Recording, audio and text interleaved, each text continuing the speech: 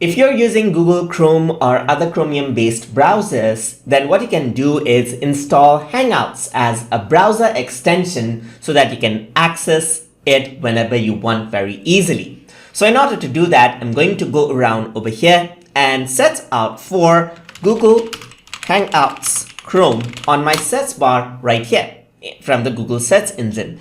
And then over here, you'll get to the link where it says Hangouts Chrome extension, just like this.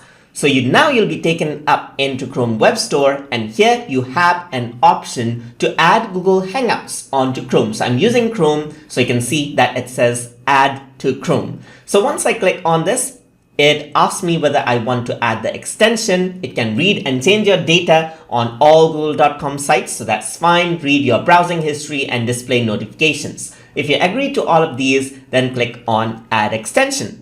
So once you do that, the extension will be installed out onto your browser, just like this, as you can see, and you'll be able to access it from here. There's Google Hangouts, as you can see. I'm just going to pin this out so that it just stays here whenever I want to access it. So here you can see that I have one notification on it. So I can click on it and here you go. There is Google Hangouts. So I can just say get started. And this is the browser extension version of Google Hangouts, and you have all the functions of regular Hangouts in this, like accessing the settings and then go over. You can see that the interface is a bit different, but all of the functions are the same.